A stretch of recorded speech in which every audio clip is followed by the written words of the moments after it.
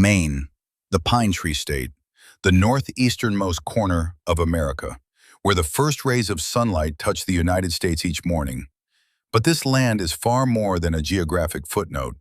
It is a place shaped by ice, by ocean, by conflict, and by an independent spirit that refuses to be tamed.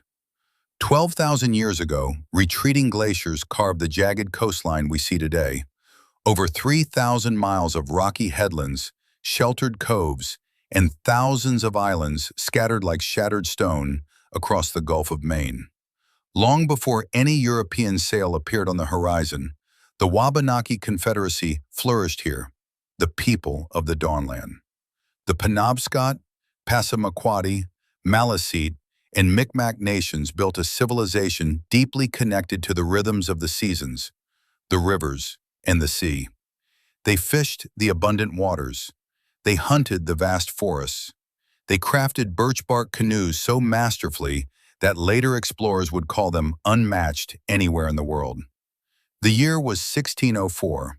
French explorers Pierre Duguay and Samuel de Champlain established the first European settlement on St. Croix Island. The winter was merciless. Nearly half the men died of scurvy.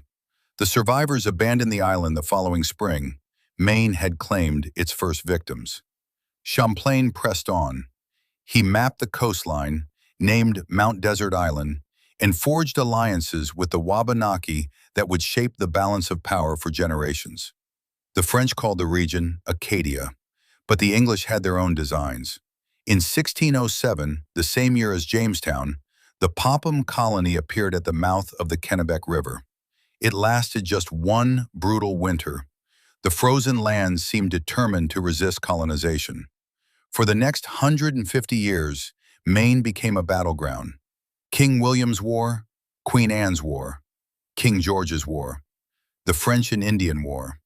French, English, and Wabanaki warriors clashed in the forests, raided settlements, and burned towns to the ground. The border between New England and New France was written in blood.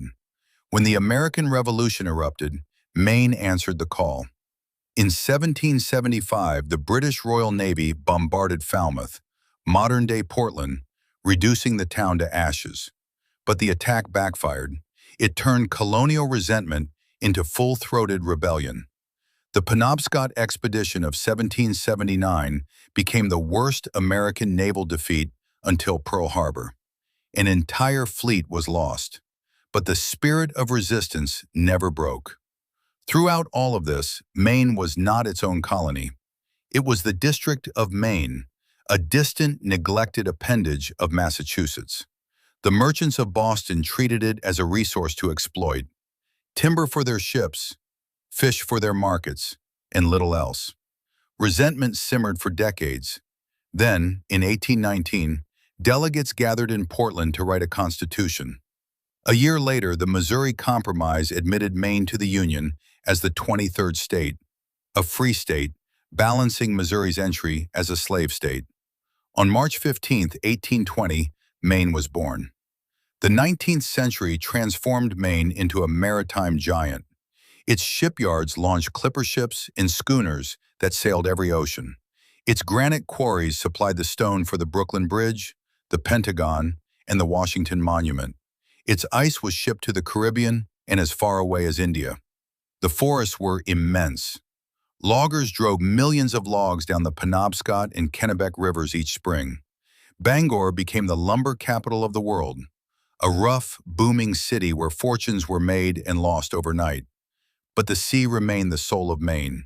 Its fishermen sailed into the treacherous waters of the North Atlantic. They brought back cod, haddock, and the creature that would become synonymous with Maine itself, the lobster. Once considered food for the poor and prisoners, lobster became a delicacy that defines the state's identity and economy to this day. The coast demanded guidance. Lighthouses rose on rocky promontories, Portland Headlight, commissioned by George Washington himself, West Quoddy Head, Bass Harbor. Over 60 lighthouses still stand guard along Maine's coast, each one a sentinel against the unforgiving sea. In 1919, the state acquired a jewel on Mount Desert Island. the land that became Acadia National Park. Its granite peaks rise directly from the Atlantic. Its carriage roads wind through forests designed by John D. Rockefeller Jr. It was the first national park east of the Mississippi and remains one of the most visited in America. The mountains of Maine culminate at Mount Katahdin, the highest point in the state and the northern terminus of the Appalachian Trail. For over 2,000 miles, hikers trek through 14 states to reach this sacred peak. When they touch the weathered sign at the summit, their journey is complete. Katahdin is a mountain, yes, but for those who walk the long trail, it is something much more. It is the promise of arrival. Maine has given America great writers. Henry Wadsworth Longfellow captured the landscape in verse. E.B. White wrote his timeless stories from a saltwater farm in Brooklyn. Harriet Beecher Stowe wrote Uncle Tom's Cabin while living in Brunswick. And Stephen King, the master of horror, built his universe from the small towns and dark woods of his home state.